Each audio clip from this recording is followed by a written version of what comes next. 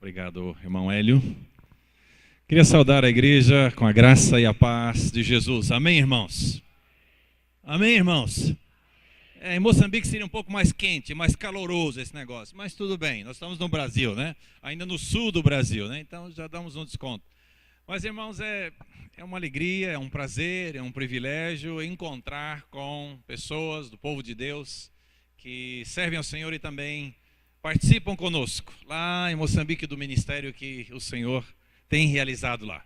Então hoje estamos aqui para compartilhar um pouco do nosso coração, um pouco do que Deus tem feito nesses poucos minutos, mas Deus tem nos surpreendido de muitas maneiras. Meu nome é Roberto Renato Velz, eu sou casado com essa jovem senhora, faz 32, vamos fazer 33 anos em janeiro. Temos 3 filhos, o mais velho tem 31, vai fazer 32. Temos um neto, chama Benjamin, né? Não vou esquecer mais o nome desse irmão. Estamos muito felizes com o que Deus tem feito. Nosso filho do meio mora em Toledo, é solteiro. A filha mais nova mora em Maringá, é casada. E o nosso filho mais velho mora em Joinville. Então, cada um seguindo a sua vida. E nós estamos em Moçambique, para onde Deus nos levou. E pretendemos voltar para lá no dia 1º de janeiro, se Deus permitir. Amém, irmãos? Então eu vou passar a palavra para essa senhora e depois a gente também vai meditar juntos na palavra de Deus. Graça e paz, irmãos. E nós estamos aqui então depois de mais ou menos 5 anos, né? Nós estivemos aqui antes de irmos para Moçambique, compartilhando sobre o projeto que Deus tinha colocado no nosso coração. E agora o tempo passou, né? Parece que foi ontem, mas já se foram alguns anos e nós já estamos de volta. Agora, irmãos, para compartilhar um pouco daquilo que Deus tem feito em nós e através de nós, mas também para agradecer à igreja. Nós não teríamos condições de permanecer lá se não fosse a parceria da Igreja Brasileira, e especialmente hoje estamos falando da Igreja Evangélica Livre em Valinhos.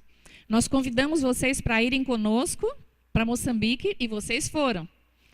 Vocês foram através das suas orações, através da sua contribuição, e aquilo que foi realizado lá, irmãos, sinta-se parte, porque é assim que o reino de Deus funciona.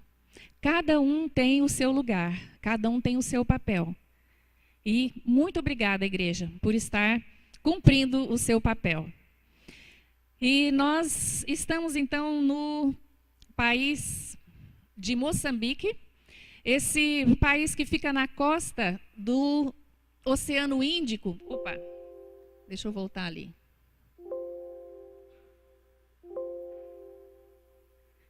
Deixa eu ver se eu consigo aqui uma luzinha. Não, não consigo. Mas nós estamos ali na cidade da Beira, é o nome da cidade onde nós moramos. O estado ou província em que nós moramos chama-se Sofala, país Moçambique, e que tem uma população de mais ou menos 29 milhões de pessoas. Lá pelo mapa do continente, vocês podem ver que Moçambique está ali no centro-sul, na costa do Oceano Índico, e é ali que nós estamos. Irmãos, a língua do país de Moçambique, a língua oficial é o português, porque foi colonizado também, como o Brasil, por Portugal. Mas vocês podem imaginar que não é uma língua bem parecida, bem igual à nossa. Aliás, eles falam que nós falamos brasileiro, nós não falamos português, porque é diferente. O sotaque deles é mais semelhante ao de Portugal, também muitas palavras, vocabulário um pouco diferente. E também há muita mistura das línguas étnicas, das línguas das etnias que existem ali. São mais ou menos 46, mais ou menos não, são 46 etnias existentes nesse pequeno país e 21 línguas entre eles. E essas línguas locais é a primeira língua deles. O português não é a primeira língua. Eles aprendem o português geralmente na escola. Então, a comunicação não é tão fácil como a gente pensa. Quando a gente chega lá, acha que vai ser entendido, acha que vai entender, mas nós tivemos bastante trabalho, estamos tendo até hoje, né, trabalho para perceber bem o que eles estão expressando e também bastante esforço para que eles nos entendam. E é um dos países mais pobres do mundo, irmãos. Moçambique, ele está entre os 10 países mais pobres do mundo. E a gente não tem noção do que é isso.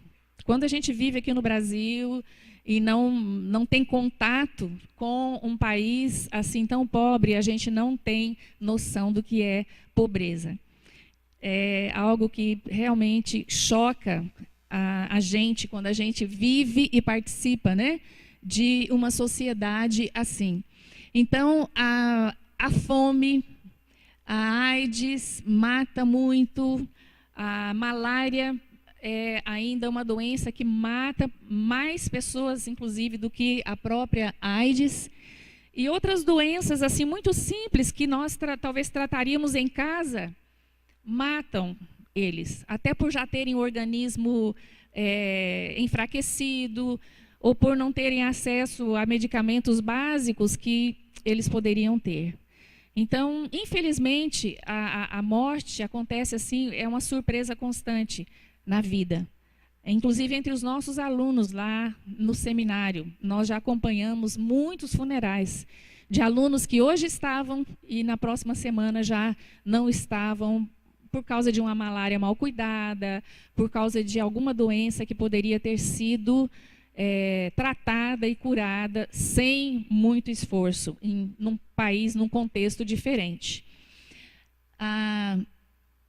Os moçambicanos, em geral, eles são pessoas receptivas. Nós não tivemos, irmãos, assim, muito problema em nos adaptar lá. Nós somos muito bem recebidos, nós somos muito amados pela igreja moçambicana, pelas pessoas que trabalham conosco. Eles frequentemente expressam para nós a gratidão pela igreja brasileira também. Fizeram questão de pedir para nós trazermos esse agradecimento, essa saudação calorosa, porque eles sabem que nós poderíamos estar aqui trabalhando, ajudando a Igreja Evangélica Livre aqui, mas a igreja, ao invés disso, nos enviou para lá e nos sustenta lá. Eles entendem isso e são muito gratos. E eles mandam saudações para a igreja brasileira, então. Então, eles são muito receptivos, eles são muito criativos, porque as dificuldades, principalmente financeiras, são tão grandes que tem um ditado que diz, né, que a necessidade é a mãe da criatividade. E lá a gente vê isso dia a dia. Principalmente as mulheres, os homens também, mas as mulheres moçambicanas são muito guerreiras e elas fazem de tudo para alimentar os seus filhos, pelo menos com uma refeição diária, e para isso elas fazem muitas coisas. Eles são muito agradecidos também, e essa é uma característica que impactou muito ao Roberto e a mim, e até hoje, né?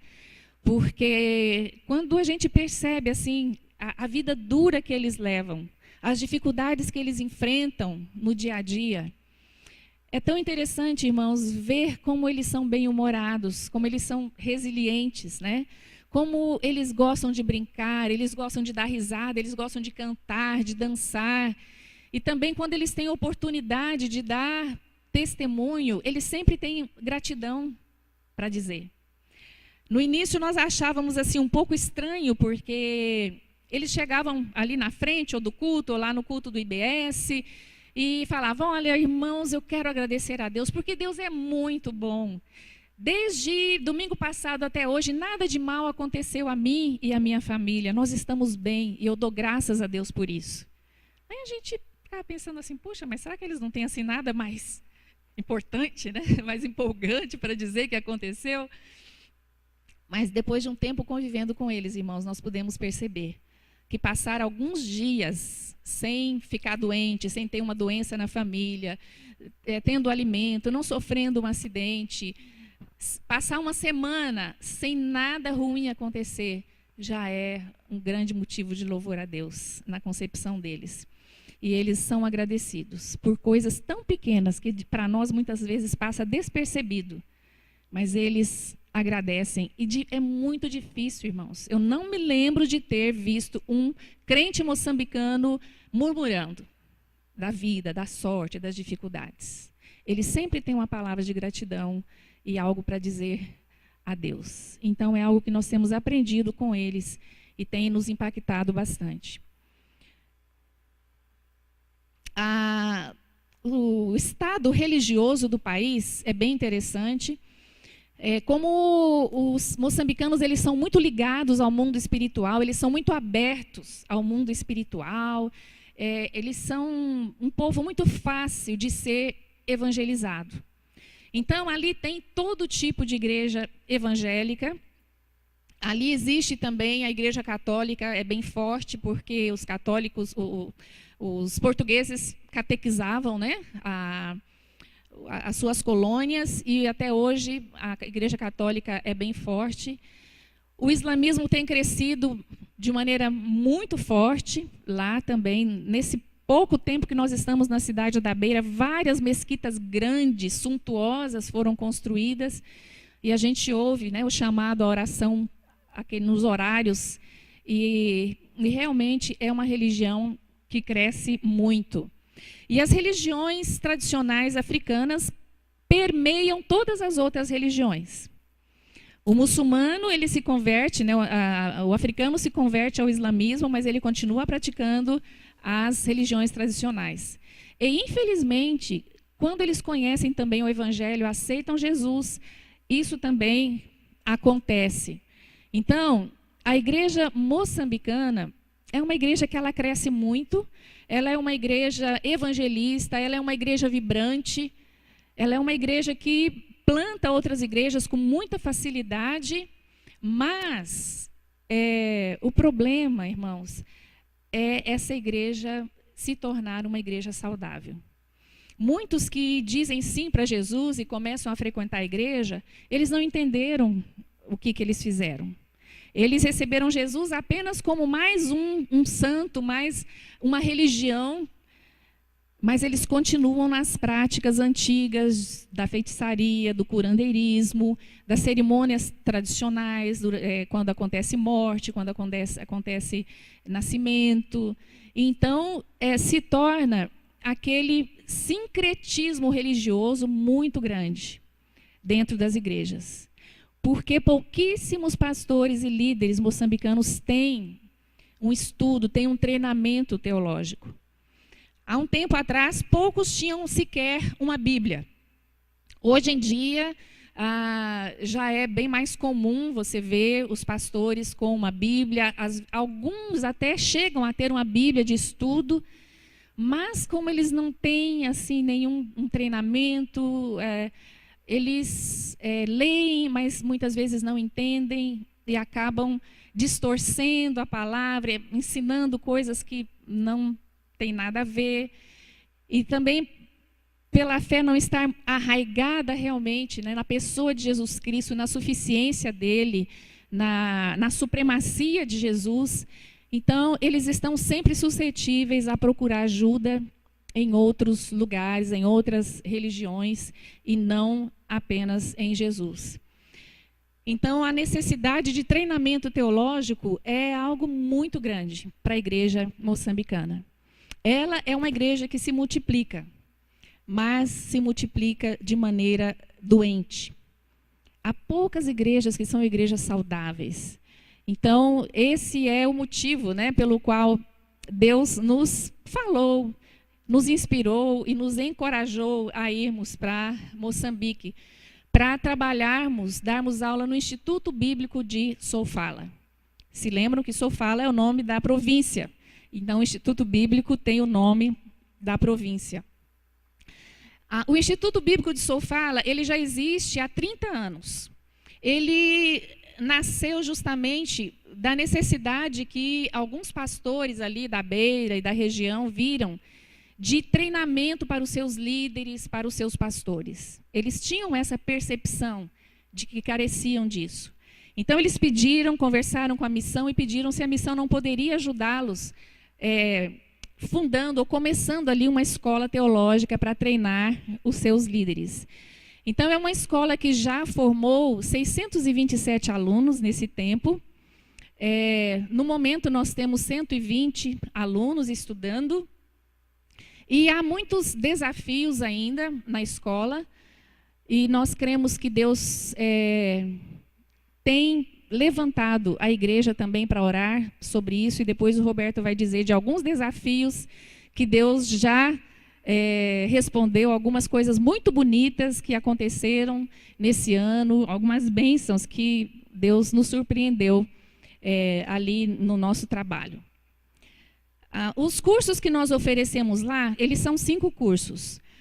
3 cursos são noturnos. O curso de bacharel, que é um curso de 4 anos, é exigido que o aluno tenha um ensino médio, é um curso no nível de faculdade.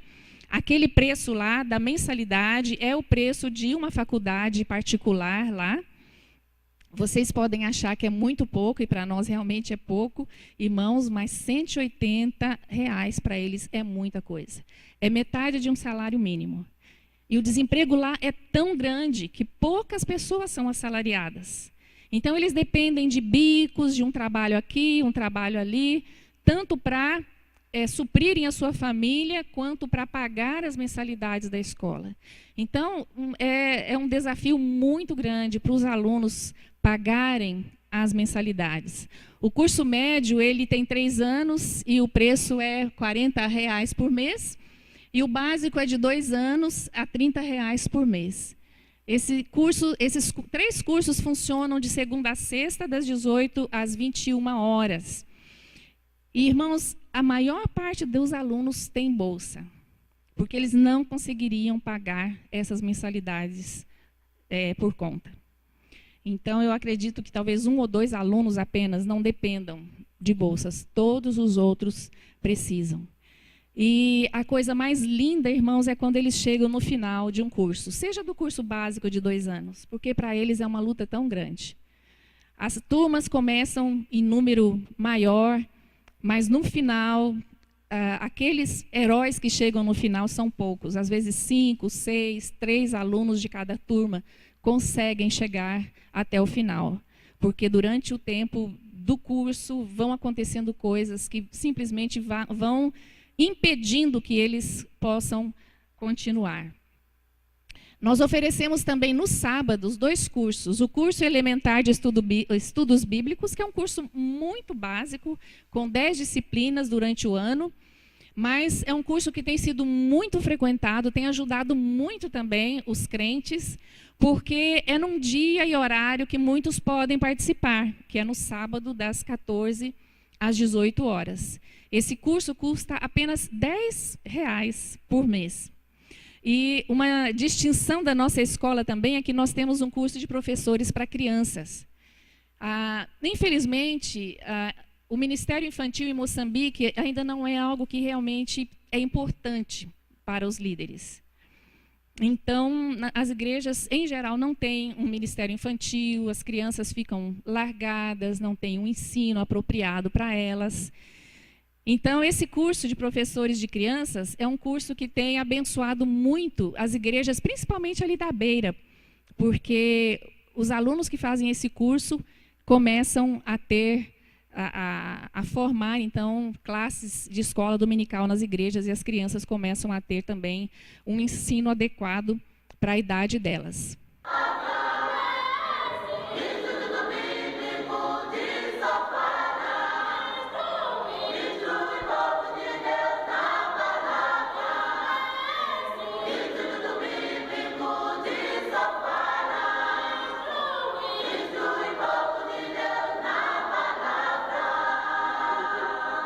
Esse aí é um dos coros que cantou no aniversário do IBS. Nós temos um culto muito festivo no dia do aniversário do IBS, que é em maio. E sempre alguns coros vão ali se apresentar. E eles fazem músicas, digamos assim, customizadas, né? Ali eles estavam cantando o Instituto Bíblico de Sofala, instrui o povo de Deus na palavra. Então, eles fazem as letras de acordo com o evento. Eles são muito criativos e fica muito legal. Ali temos alguns graduandos do ano de 2016. Eu também trabalho num projeto chamado Projeto Integral de Desenvolvimento. É um projeto que foi fundado por uma missionária que já trabalha há mais de 25 anos lá em Moçambique. Eu a ajudo na parte de costura, que eu tenho um pouco de habilidade, gosto muito de trabalhar com linha, agulha, tecido. Então, eu ensino para elas os primeiros passos da costura, até que elas consigam fazer algumas peças, algumas coisas, e vender aquilo para arrecadarem um pouco de dinheiro para as suas despesas. Então, eu passo a quarta-feira, geralmente, com elas o dia todo. Elas vêm de vários lugares, então nós passamos o dia ali, lemos a Bíblia, oramos juntas, tomamos uma refeição juntas, conversamos muito, e ali eu tenho aprendido muito da cultura moçambicana através delas, porque o ambiente propicia para que elas falem, abram mais os corações, as suas vidas, e falam realmente dos seus temores, dos seus problemas, das suas lutas diárias. E aí a gente vê a prisão que é, a escravidão que é também a religião deles, como principalmente a mulher, ela sofre muito, porque as exigências da religião africana tradicional é algo que sobrecarrega a mulher de muitas coisas. O nosso ministério no IBS em primeiro lugar, de ensino. O Roberto ensina no curso bacharel, tem que ter mestrado para ensinar do bacharel. Eu ensino no médio. O Roberto teve também que assumir a direção geral da escola. Os 2 primeiros anos que nós estivemos lá, irmãos, foram assim muito difíceis, porque nós chegamos lá, a escola estava numa situação bem difícil, a ponto talvez até de fechar. Não tinha diretor geral, os professores estavam desanimados, pouquíssimos alunos, a igreja já não estava mais enviando os seus membros, os seus líderes para estudar ali. E, graças a Deus, Deus deu ao Roberto a força e a coragem para assumir a direção da escola, contando com a graça de Deus, com as orações, né, dos irmãos da igreja brasileira. Ele tem feito um trabalho que tem sido assim tremendo, tem sido uma bênção. Deus tem colocado pessoas junto com ele para ajudá-lo, já pessoas mais experientes, tanto missionários experientes quanto moçambicanos experientes. E assim, nesse tempo, nesses anos, ele tem conseguido reestruturar a escola e praticamente dar uma nova vida para a escola, graças a Deus. O Roberto também trabalha no discipulado de jovens pastores, até por conta de uma disciplina que ele ensina, que é discipulado e também plantação de igrejas. Então, são disciplinas que requer dele um acompanhamento maior dos alunos. E ele tem feito isso com muita alegria. E muitos finais de semana nós vamos visitar as igrejas dos nossos alunos também para ver ali no contexto deles como eles estão, o que estão a fazer, como estão a trabalhar, conhecer suas famílias. E isso tem sido uma grande bênção. Outra coisa que tem sido assim, nós temos feito intencionalmente, é procurar mobilizar os alunos e as igrejas moçambicanas para missões. Porque a igreja moçambicana se vê como uma igreja muito pobre, como uma igreja que eles não têm educação, não têm dinheiro, eles não podem fazer nada, eles só podem receber. Na mente deles, missionário tem que ser branco, porque a pessoa branca tem dinheiro, tem educação, e eles não têm nada disso. Então, nós temos procurado mostrar para eles que Deus tem enriquecido a igreja moçambicana, com pessoas, com habilidades, com dons, com recursos também, que a palavra de Deus não diz que somente alguns é para fazer missões, mas que a igreja é missionária. A igreja não tem escolha de ser ou não ser missionária. Então, isso nós temos feito e procurado realmente incentivá-los e motivá-los. E é muito bom ver que Deus já tem falado com alguns deles. E muitos deles já têm tido desejo de ir trabalhar com uma outra etnia, para ir para outro lugar, para pregar o evangelho, para fundar uma igreja onde ainda não tem. Pois não? Obrigado, amor. Essa é uma cena de alunos que a gente vai a um local onde está sendo plantada uma igreja e acompanhamos um pastor plantador de igrejas no terreno. Vamos de casa em casa com eles, evangelizamos e aí convida para o culto. Então é assim que começam muitas igrejas. É embaixo da árvore, embaixo de uma lona. E como nós dissemos, é fácil começar uma igreja. Difícil é fundamentá-la, edificar, fortalecer e aí essa igreja se reproduzir de uma forma saudável. Esse aí é um outro grupo que a música e a dança, irmãos, se o moçambicano não puder dançar, ele não vai conseguir viver, irmãos.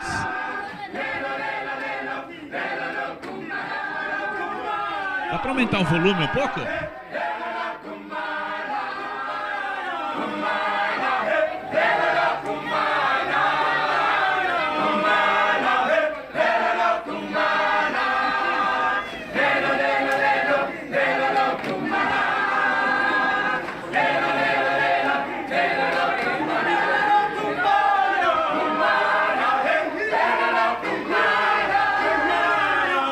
Esse é um grupo de jovens que estava cantando logo depois do culto. Terminou o culto e se reuniram ali e começaram a cantar. Estavam cantando em Xicena. Então é realmente uma coisa muito expressiva e alegra o nosso coração ver essa alegria no Senhor transformada em dança. Essa é a igreja que nós frequentamos, Igreja Missão Viva Esperança, e a igreja então que envia saudações a esta igreja. Então esta é a liderança da igreja, o pastor que está em cima à direita é o pastor Mambocha, ao lado é o pastor auxiliar, embaixo à direita aqui, de azul, é o presbítero, e à direita é outro presbítero e as suas respectivas esposas. Então só para os irmãos terem uma ideia, esse é o nosso grupo de liderança da igreja que nos acolheu e é onde nós servimos. Agradecemos a Deus por esses irmãos. Nossos motivos de louvor, irmãos, Deus tem feito coisas bonitas. Nesse período conseguimos reorganizar a estrutura interna da escola, uma nova diretoria, fazer um novo estatuto, 1 ano de trabalho para conseguir fazer um estatuto, irmãos. As coisas andam num outro ritmo e a gente tem que aprender o ritmo, como trabalhar, como funcionar em equipe, num contexto diferente. Então isso requer aprendizado. E também Deus nos deu o privilégio de ter um novo grupo que trabalha é o grupo executivo da escola. Então eu sou o presidente desse grupo, são 7 pessoas. Então Deus acrescentou pessoas novas, com visão, com compromisso, ideias. Tem sido um prazer trabalhar com esses irmãos. Ninguém faz nada sozinho, né, irmãos? Então Deus nos acrescentou pessoas. Vamos concluir no próximo ano o primeiro andar do prédio principal da escola. É um prédio que foi iniciado há 6 anos atrás, está parado esse tempo todo e começando a infiltrar água. E não sabíamos como resolver essa situação, orando, pedindo a Deus, e Deus nos enviou uma escola. Um grupo de pessoas queria começar uma escola cristã na Beira, português, inglês, escola primária, e eles nos procuraram. Então nós tínhamos algumas salas disponíveis e eles precisavam de um espaço físico. Então fizemos uma parceria e eles vão investir financeiramente no IBS, um bom recurso, e parte do investimento é concluir esse primeiro andar, que vai nos dar um auditório grande, mais salas e assim por diante. Então esse é motivo de louvor a Deus, irmãos. Também pelos professores moçambicanos que concluem nesse ano o mestrado em Maputo, numa parceria com uma faculdade brasileira, e assim vamos ter mais pessoas para ensinar no bacharel com mestrado. Moçambicanos, quase todos os nossos professores são moçambicanos. Nós somos uns 5 missionários só. São mais 18, 19 moçambicanos que dão aula na escola. Então isso é motivo de louvor a Deus, também pelas forças emocionais, espirituais, físicas. Temos tido saúde, irmãos, 3 anos e meio lá. Malária é muito comum na Beira. Nós não pegamos nenhuma malária nenhuma vez. Então nós só podemos atribuir isso, irmãos, à bondade de Deus, respondendo às orações do seu povo. E coisas do tipo. Então nós agradecemos a Deus. Orem, irmãos, por nós, pela continuidade. Queremos fazer uma transição de diretor moçambicano, eu sou o diretor, passar para um diretor moçambicano. A nossa coordenadora pedagógica é uma brasileira e temos um coordenador pedagógico moçambicano. Já identificamos um professor, ele vai começar o seu mestrado ano que vem em educação, para poder também fazer um bom trabalho à frente da coordenação pedagógica do seminário. Então, esses dois cargos, eles são chaves, irmãos, para termos ali realmente uma liderança inteiramente moçambicana, apoiada naquilo que pudermos, mas eles na frente, dirigindo o trabalho, porque senão a coisa não anda, não se torna realmente moçambicana. Então, orar pelo crescimento espiritual dos alunos, das suas igrejas. Isso inclui o crescimento da visão missionária. Então a gente vê alunos desejosos de saírem, de irem alcançar os povos dentro e fora de Moçambique. É um movimento ainda pequeno, mas a gente já vê coisas acontecendo. Então nós louvamos a Deus por isso. E orar pela provisão financeira, irmãos. Como a Deila disse, é um desafio, irmãos, começar e concluir um curso, mesmo pagando pouco por mês. Então nós temos um fundo de bolsas, recebemos recursos dos Estados Unidos, Inglaterra, Brasil, e isso tem girado realmente em grande parte a escola. Esta é uma excelente maneira de investir na vida da igreja moçambicana, ajudando na capacitação, na formação dos seus líderes. E, por hora, é isso, irmãos. Nós queremos também meditar na palavra de Deus e deixa eu achar o copo da água.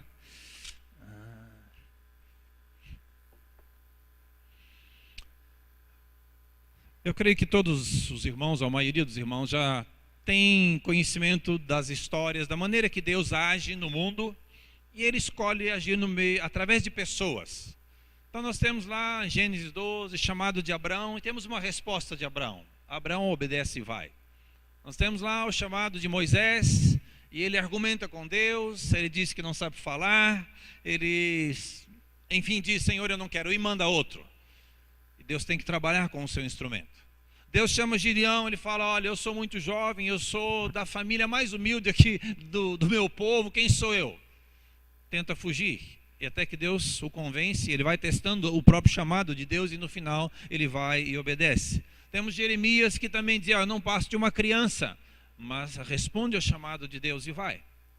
E nós temos o Isaías, que também foi chamado, mas Deus com ele agiu de uma maneira um pouco diferente. Nós vamos olhar um pouco para a vida de Isaías, para o contexto de Isaías, para a resposta de Isaías, para o desafio que Deus fez a Isaías e que é extensivo a nós hoje como povo de Deus aqui em Valinhos, no Brasil. Abra sua Bíblia em Isaías capítulo 6.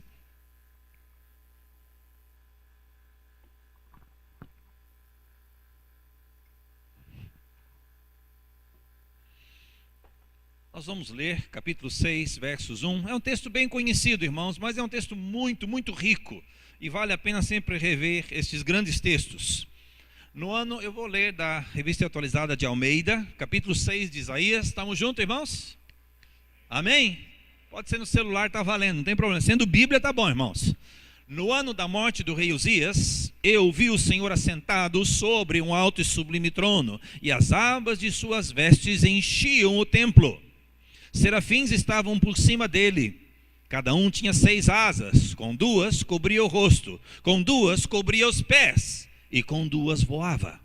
E clamavam, esses serafins diziam uns aos outros, Santo, Santo, Santo é o Senhor dos exércitos. Eu imagino o trovão, essas vozes ecoando diante do trono de Deus, irmãos. Toda a terra está cheia da sua glória.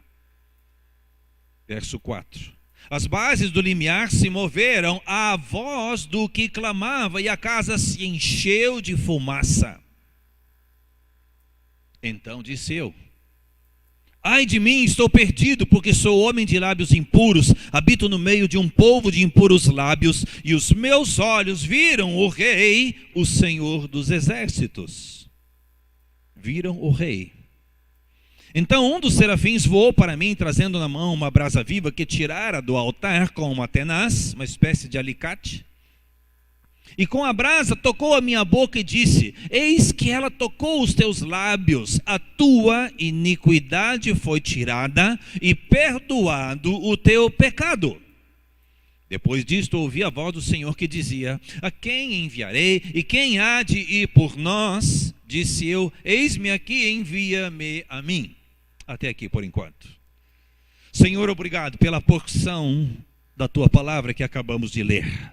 Ela é a tua palavra, inspirada pelo teu Espírito, deixada a nós, o teu povo, e pedimos que o Senhor a traduza aos nossos corações e a aplique às nossas vidas no poder do teu Espírito que a inspirou. Senhor, nós não temos aqui sabedoria humana que possa entender, interpretar e aplicar a tua verdade. Então nós pedimos: Senhor, fala conosco, em nome de Jesus. Nos ajuda a concentrar no Senhor, na sua palavra, e afasta de nós, da nossa mente, qualquer outro tipo de pensamento que não o Senhor e a sua vontade neste momento. Em nome de Jesus, amém. Um ano de morte, o rei Uzias havia morrido. Havia sido um bom rei, mas tentou fazer coisas que não eram para o rei fazer. Eram coisas que os sacerdotes deveriam fazer. Ele queria queimar incenso no templo. Isso está em 2 Crônicas 26, essa história. Durante os seus anos de governo, houve estabilidade e prosperidade em Judá, irmãos. Mas o cenário ao redor, o cenário internacional, como é o caso hoje, muito dinâmico, estava mudando. O rei Acaz, então, substitui este rei que morreu, o rei Uzias. E começa a sofrer pressão do vizinho, da Síria, que já era, naquela ocasião, uma potência. Mas além disso havia um outro detalhe, um inimigo mais próximo: Síria, cidade de Damasco, e Israel, reino do norte, se unem para atacar Judá, reino do sul. Isso está no capítulo 7, o relato desse ataque, irmãos. O povo estava espiritualmente longe de Deus. A sociedade podre pelos seus muitos pecados. Mas havia um fenômeno curioso. O templo estava sempre cheio. Se você ler o capítulo 1, você vai ver o que é que Deus pensa sobre esse movimento religioso acontecendo no templo. Sacrifícios, orações, jejuns, etc, etc. Igrejas cheias e Deus cansado da religiosidade, daquilo que estava sendo lhe oferecido por ele. No ano da morte do rei Uzias, um ano de incertezas políticas, não parece muito com o nosso estado como nação. Irmãos, que ano foi esse? Nós chegamos aqui em junho, meio de paraquedas, e começamos a ouvir, conversar com pessoas e ver quanta coisa no cenário político, econômico, social, muita coisa, coisas que nós não tínhamos visto acontecer antes. É crise econômica, é desemprego, 12 milhões, 13 milhões de desempregados, violência, corrupção e muitas coisas. E eu vi o Senhor assentado no trono. Fui por ele purificado e fui por ele enviado a pregar. Irmãos, que desafio, que chamado desafiador Deus faz ao seu servo Isaías aqui no capítulo 6. Mas por que era um chamado? Qual era o desafio desse chamado, irmãos? Em primeiro lugar, irmãos, quem é que chama? E aqui está uma parte do desafio. Quem chama é o próprio Deus, do seu alto e sublime trono, do templo celestial, da posição, irmãos, de soberania, de majestade, o Deus Todo-Poderoso, o Deus cheio de glória, de majestade, aquele que os serafins cantam aqui: santo, santo, santo. A maneira hebraica de dizer o mais santo dos deuses, Este Deus é que chama o seu servo. É este Deus, irmãos, que está no trono. É este Deus que governa. É Ele que está no controle das nações, inclusive as nações que estavam se levantando contra o próprio povo de Deus. Irmãos, Deus é o Deus que realmente tem um interesse em todas as nações. De um só ele fez toda a raça humana para habitar sobre a terra, havendo fixado os tempos previamente estabelecidos e os limites da sua habitação. parte da pregação de Paulo, Atos capítulo 17, falando sobre a criação de Deus e a criação das nações, e que Deus estabelece os seus lugares, os seus limites, os seus movimentos, tudo o que acontece. Às vezes nós olhamos, irmãos, para o noticiário, lemos as coisas na internet, ou recebe no seu telefone, nesse tempo de informação em tempo real, aconteceu aqui, daqui a pouco todo mundo já está sabendo, ou uma boa parte do mundo está sabendo, é catástrofe, é guerra, é crise de refugiados, afundaram mais 100, morreram mais não sei quantos. Nós podemos ter a impressão, irmãos, que parece que as coisas fugiram do controle, que este mundo está de fato caótico, mas que está fora do controle.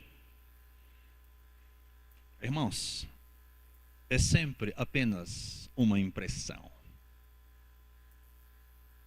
Deus ainda está no controle. Deus ainda é capaz de usar todos os eventos humanos, irmãos, inclusive os catastróficos, para realizar os seus propósitos, que são muito maiores do que nós, na nossa vã e pequena imaginação, podemos conceber.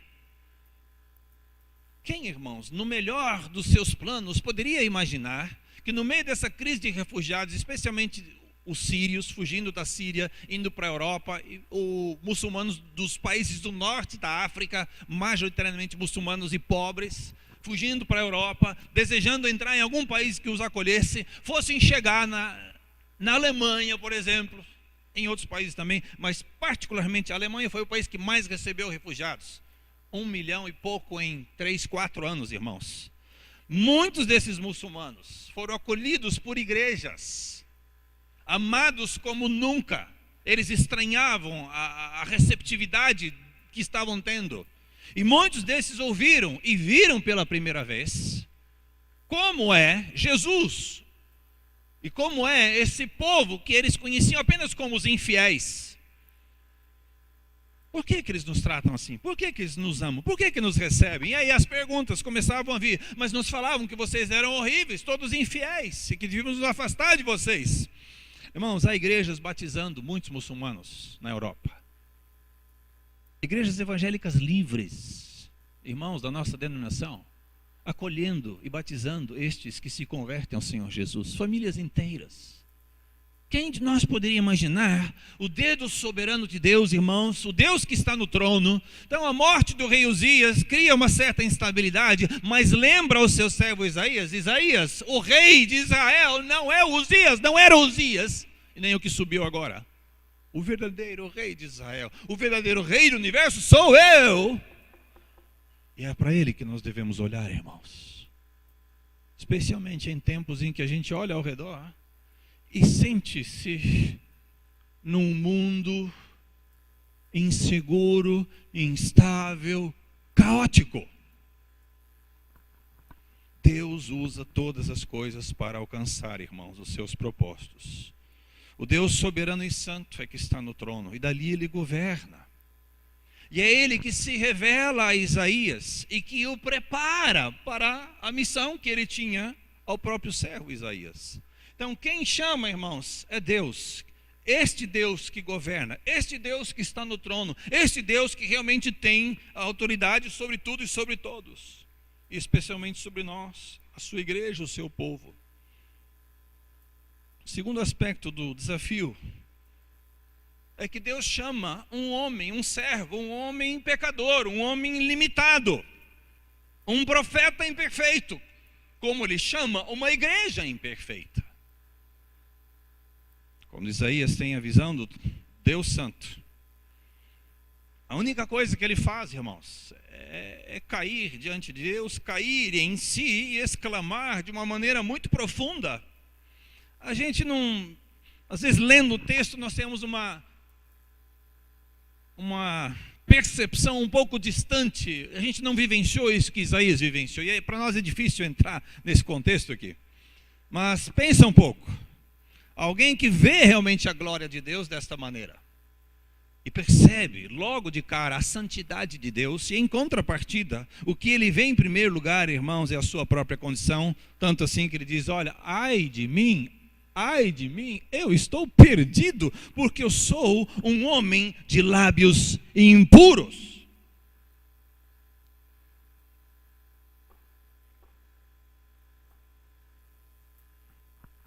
Diante da santidade de Deus, irmãos, ele vê melhor a sua condição de pecador. Isaías é quebrantado, irmãos, pela santidade de Deus. Não sei o que Deus tinha que trabalhar lá dentro em Isaías. Ele fala de lábios impuros. Mas o problema dos lábios não é apenas dos lábios. O problema é mais embaixo, irmãos. Jesus fala que a boca fala do que o coração está cheio. Então provavelmente havia atitudes, pecados na vida do seu servo. Talvez aquele orgulho de profeta, aquela coisa do ungido, do santo, né, do homem de Deus, tinha que cair por terra. Ele precisava de quebrantamento, ele precisava de purificação na sua vida. Depois é que ele fala do pecado do seu povo e diz: e habito no meio de um povo cheio de pecados. Irmãos, Isaías estaria de fato perdido, não fora a graça de Deus, provendo ao seu servo a purificação e estendendo essa purificação ao seu povo. Irmãos, eu creio que todos nós, na nossa caminhada cristã, nós passamos por fases, estações, épocas, desertos, mas nós precisamos de encontros com Deus para que possamos melhor perceber também a nossa própria condição. Aquele negócio de parar e realmente olhar concretamente para Deus, lembrar quem Ele é, quem eu sou, poder examinar o meu próprio coração, não só no dia da ceia, irmãos, mas um momento onde eu sei, eu estou aqui diante de Deus, eu estou falando com Deus, e Deus está falando comigo, e eu estou a perceber certas coisas na minha vida que antes talvez eu não via.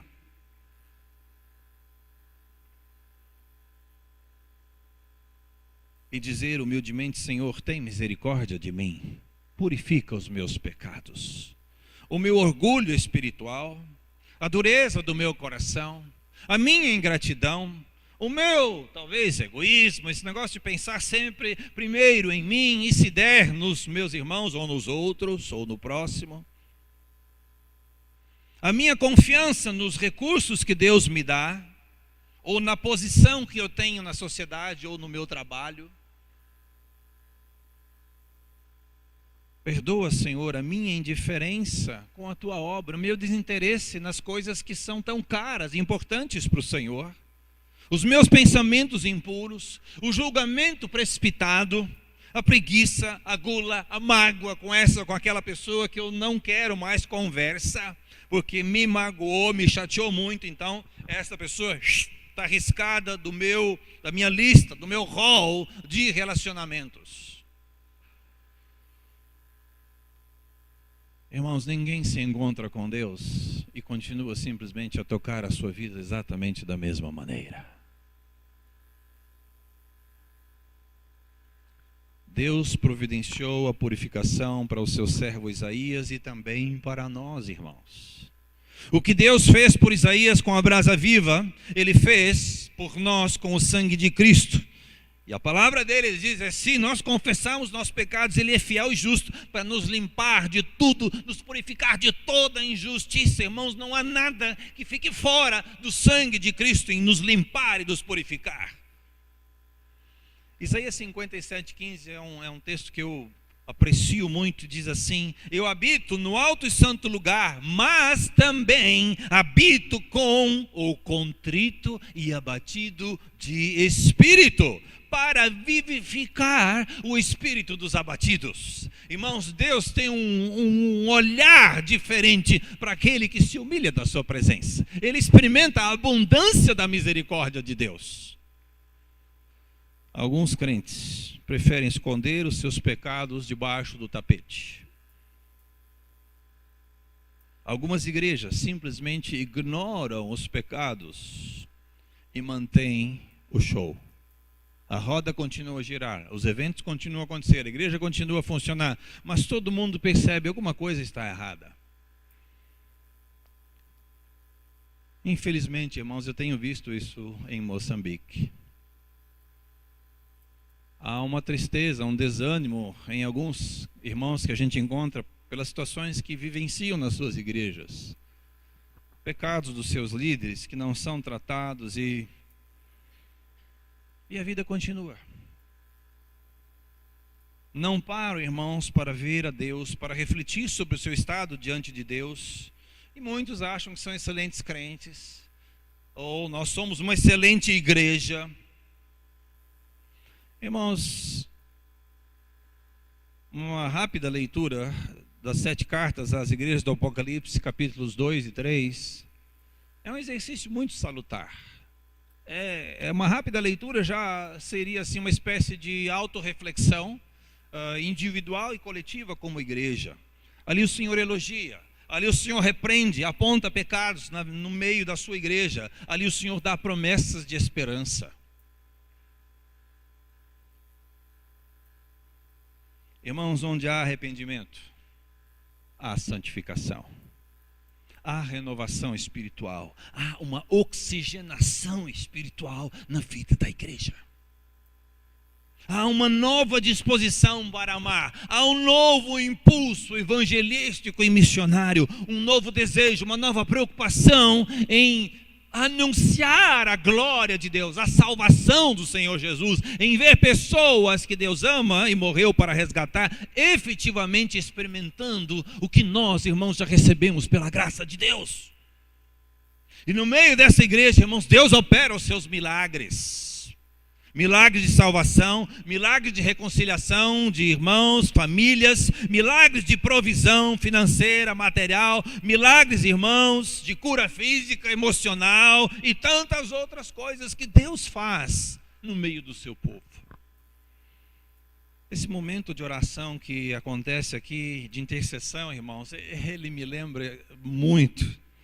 Porque é uma prática comum de quase todas as igrejas em Moçambique, tem um momento de intercessão pelos seus irmãos da igreja. Então esse momento, irmão, geralmente enche aqui na frente. Porque muitas pessoas não procuram mais o médico, porque o médico vai dar para eles paracetamol e amoxiciclina e é tudo. Ou se tiver malária, faz o teste e vai tomar Quartem. Não há realmente esperança, irmãos, em buscar ajuda para curar o corpo através da medicina. Tem um colega, professor Jolamo, é um pastor, é um professor, tem uma longa história com o IBS. A esposa dele ficou muito doente. Foi mandada para Maputo, ficou lá um mês internada para fazer uma tomografia. Ela tinha um problema no cérebro e alguma coisa que causava crises epiléticas. E não sabiam a origem, fizeram 2 vezes essa tal da tomografia, e esse tomógrafo estava avariado, irmãos. Não saía nada na tomografia. 1 mês num hospital. Essa mulher volta para a Beira, para sua casa, e o médico deu uma carrada de remédios lá, ela tomou essa medicação, continuava tendo episódios de quedas, de ataques, e um dia eu falei, pastor, não tem nada mais que a gente pode fazer. Ele falou, irmão, eu já realmente entreguei para Deus. Não há mais, não tem para onde ir e o que fazer.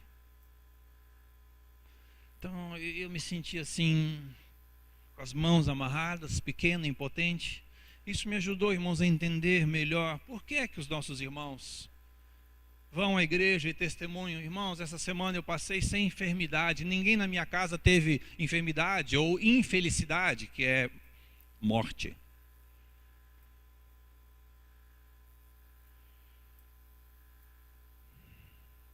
Deus realiza, irmãos, os seus milagres no meio do seu povo. Eu sempre me admiro, irmãos, que Deus tenha escolhido realizar os seus planos através do seu povo aqui na terra, a sua igreja, ainda imperfeita, uma noiva, irmãos, que ainda tem rugas, uma noiva que ainda tem imperfeições, sujeira no seu vestido, e que as pessoas às vezes olham e dizem, não, isso não pode ser igreja. Irmãos, Deus tem esse plano, não há plano B. E que Ele esteja sempre pronto a purificar a sua igreja e continuar a usar a sua igreja. O desafio de Isaías, irmãos, era ser chamado pelo Deus que se assenta no trono. O desafio de Isaías era ter que enfrentar a sua própria limitação, seus pecados, as suas fraquezas humanas. E o desafio de Isaías agora é ouvir do próprio Deus um chamado, escuta, quem é que vai, Isaías? Deus envia Isaías para o seu povo, mas não apenas para o seu povo, mas o envia às nações. Depois desse encontro tremendo de Isaías com a glória de Deus, irmãos, de arrependimento, de purificação, ele ouve a voz do Senhor e uma pergunta, quem enviarei, quem há de ir por nós? Agora Isaías está pronto para dizer, Senhor, eu estou aqui, pode me enviar. Isaías estava cheio, irmãos, do Espírito de Deus. Agora ele estava pronto para obedecer a Deus. E o ministério de Isaías, irmãos, como disse um comentarista, a maioria das pregações terminam no verso 8 de Isaías. A gente nem lê exatamente para o que é que Deus o chama. Então vamos fazer o grande esforço, irmãos, de ler os versos seguintes. Verso 9. 6, 9. Então disse ele, o Senhor dizendo a Isaías, vai e diz a este povo. O que é que ele deveria dizer? Ouvi e não entendais. Vede, mas não percebais. Verso 10. Torna-se insensível o coração deste povo, endurece-lhe os ouvidos e fecha-lhes os olhos, para que não venha ele a ver com os olhos, a ouvir com os ouvidos e a entender com o coração e se converta e seja salvo. Não é sem razão que Isaías faz uma pergunta para Deus que é muito pertinente. Então disse eu, Senhor, até quando devo pregar esse tipo de mensagem? Ele responde, até que sejam desoladas as cidades e fiquem sem habitantes, as casas fiquem sem moradores e a terra seja de todo assolada e o Senhor afaste dela os homens e no meio da terra seja grande o desamparo. Mas, verso 13, não devemos parar no 12, irmãos, verso 13. Mas se ainda ficar a 10ª parte dela, tornará a ser destruída, como o terebinto e como o carvalho, dos quais, depois de derrubados ou cortados, ainda fica o toco. Assim, a santa semente é o seu toco. O ministério de Isaías, irmãos, era um ministério difícil. Pregar juízo, pregar condenação a um povo que estava com o seu coração endurecido, não era coisa fácil. Que chamado desafiador, irmãos. Eu não iria querer pregar esse tipo de mensagem. E aí ele pergunta, mas Senhor, até quando eu devo pregar isso aí? Isaías, até que acabe tudo. Até que sobre somente o, verso 13, né? O toco de esperança. A santa semente é o seu toco. Então o ministério de Isaías era pregar sim, juízo, mas era também pregar salvação que viria através do remanescente ou desse toco, do servo sofredor, Jesus. Capítulo 49, há vários textos, uma parte de Isaías fala dos cânticos do servo, alguns desses cânticos estão relacionados à nação de Israel e outros textos estão relacionados ao Messias, ao servo de Deus, o Senhor Jesus. O capítulo 49, 6 diz assim, sim, diz ele, o Senhor, pouco é os seres o meu servo, para restaurares as tribos de Jacó e tornares a trazer os remanescentes de Israel. Também, quer dizer, isso era pouco, trazer os remanescentes de Israel ao Senhor de Israel. Isso era pouco, porque havia mais. E o que é que ele disse? Também te dei como luz para os gentios, para seres a minha salvação até a extremidade da terra. Então, há um remanescente dentro do povo de Israel que receberia as promessas, e desse remanescente nasceria o Salvador Jesus. Capítulo 11 de Romanos aborda esse assunto. Então, irmãos, Deus envia o seu profeta para um ministério difícil, mas também para anunciar a vinda da salvação em Cristo Jesus para todos os povos da terra. E Deus não mudou de plano, irmãos, é exatamente o mesmo. Edificar a sua igreja e através dela pregar o evangelho a todos os povos da terra. Não há novidade nesse aspecto. O propósito da igreja, irmãos, é glorificar a Deus. A missão da Igreja Evangélica Livre de Valinhos é fazer discípulos aqui na região, no Brasil afora e no mundo afora, irmãos. Se nós, irmãos, como igreja, não estamos focados em anunciar o evangelho, em ver pessoas e comunidades sendo transformadas pelo discipulado, novas igrejas sendo plantadas, povos distantes chegando ao conhecimento de Cristo, simplesmente nós não estamos fazendo a vontade de Deus. É simples, mas não é tão simples. Deus já nos enviou, irmãos. Assim como o Pai me enviou, eu vos envio. E este envio não era somente aos 12 apóstolos, irmãos, ele é extensivo a todos aqueles que vieram depois dos apóstolos. Esse negócio de ir, de pregar o evangelho a toda criatura, irmãos, não é apenas um verso que nós decoramos em algum momento da nossa história, como crentes, da nossa escola dominical. É de fato uma ordem, irmãos. É um assunto extremamente sério. Irmãos, quem chama, quem prepara, quem purifica, quem envia o seu povo em missão é o próprio Deus. Não é o pastor da igreja, não é a liderança da AMEL, não é a agência missionária, irmãos, não. É o Senhor do universo, o Santo de Israel. Será que nós podemos rejeitar ou desobedecer esse tipo de chamado e envio? Dentro do chamado geral que Deus faz à sua igreja, todos nós fazemos parte de uma só missão, irmãos. O que muda é o papel que você tem, a posição que você joga no time. Ataque, defesa, goleiro, meio de campo, atrás. Mas todos nós estamos convocados e já fomos enviados, irmão. Não tem reserva, não tem alguém que diz, não, esse aqui não serve para esse time, para esse jogo. Irmão, eu sei, os tempos são difíceis, fala-se de crise, e de fato há crise política, crise econômica. Já ouvi que as igrejas evangélicas livres estão meio que, qual a palavra que eu ouvi? Meio sobrecarregadas em sustentar os missionários que Deus levanta dentro das igrejas, porque há mais missionários do que recursos disponíveis. Eu questiono, irmãos, isso profundamente. Deus não chama pessoas de uma igreja, de uma comunidade, sem que Ele também dê a provisão necessária para realizar o que Ele quer. O problema nunca é falta de recursos, irmãos.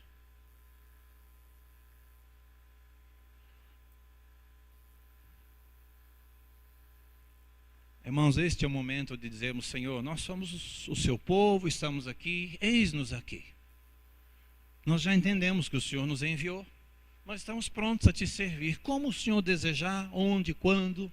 Só dá clareza a nós como igreja e a mim individualmente, como parte deste corpo, esta igreja local.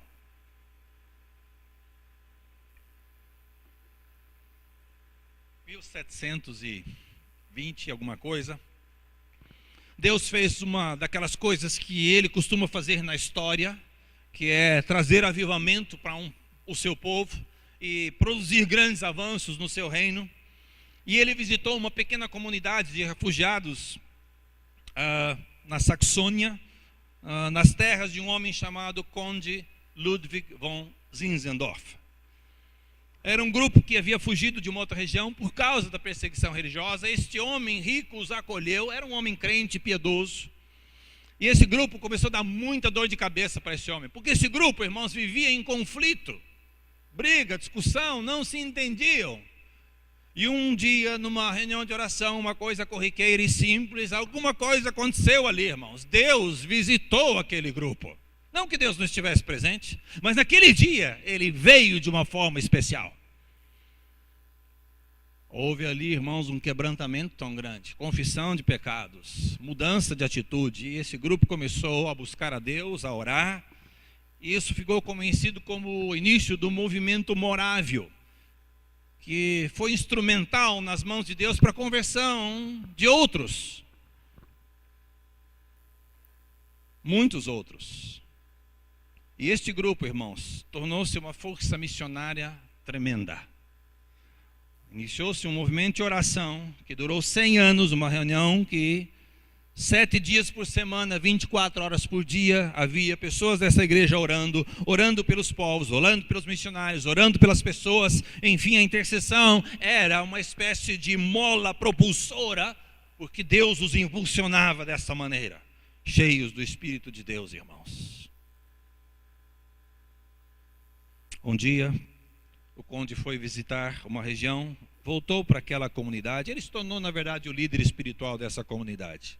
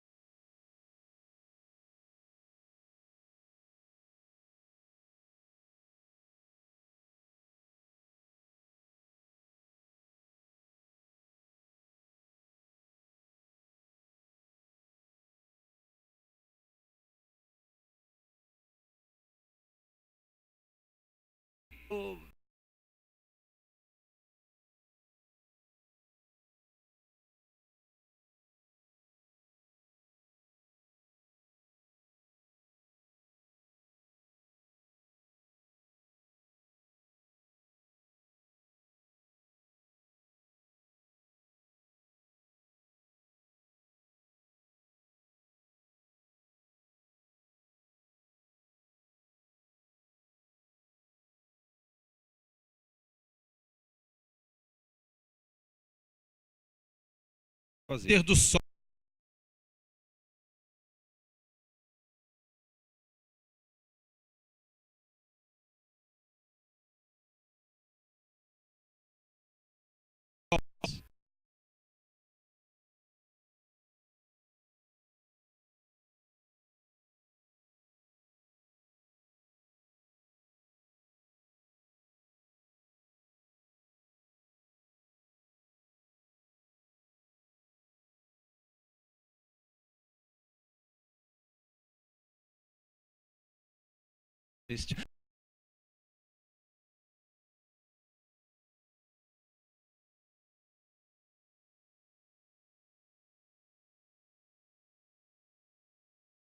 Não, sim, Deus vai usar cada um de forma diferente, mas a responsabilidade é de todos nós.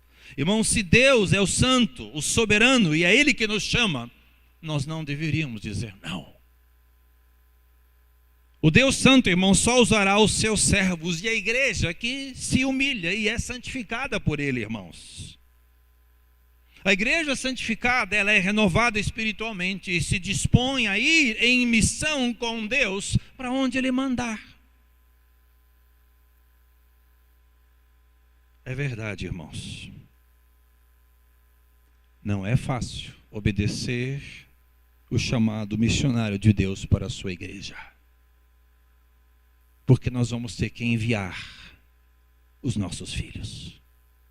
Deus vai levantar alguns dos nossos dentre vocês. Os filhos da igreja, dos irmãos.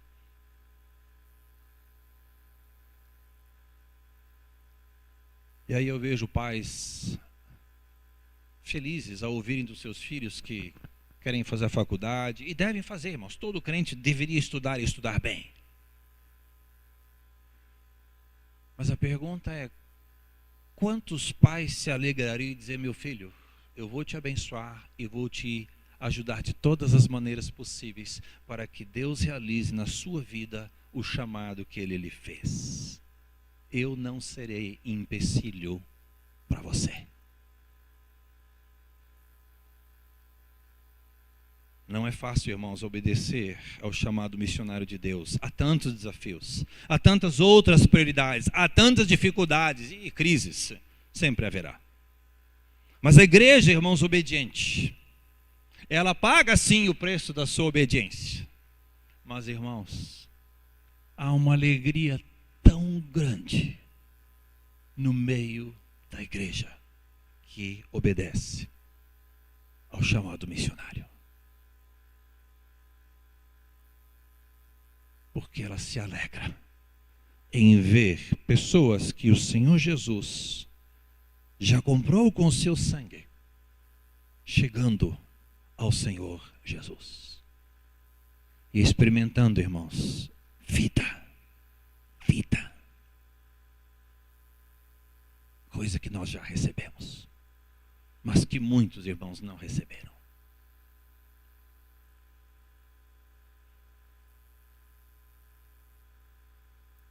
Você já disse sinceramente, e se disse, está a repetir: Senhor, eis-me aqui.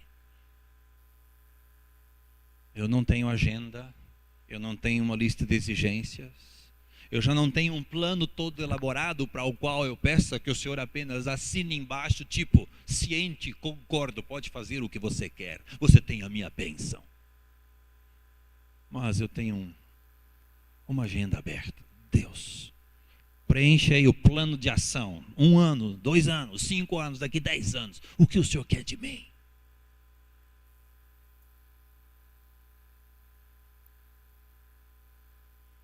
Essa é a minha oração, irmãos, por mim. Essa é a minha oração por você. Esta é a minha oração por esta igreja. Que como um corpo só, com uma mente só, com um só coração, haja uma resposta uníssona. Senhor, nós estamos aqui como tua igreja. Pode nos enviar, nós iremos. Mas saiba, irmãos, há um preço. Mas haverá uma alegria que é impagável. E que nenhum outro tipo de realização humana realmente traz aos nossos corações. Será que podemos dizer amém? Amém? Tá, assim a gente fica meio com receio de dizer amém. Amém, irmãos? É assim? Sim, Senhor, nós concordamos. Amém é isso. Então esta é a palavra, irmãos, para nós nessa noite. Que Deus nos abençoe. Muito obrigado por nos receberem com o amor de Cristo, por nos acolherem, orarem, apoiarem também financeiramente. Há uma grande alegria e gratidão nos nossos corações, irmãos. Pastor Marcos, obrigado.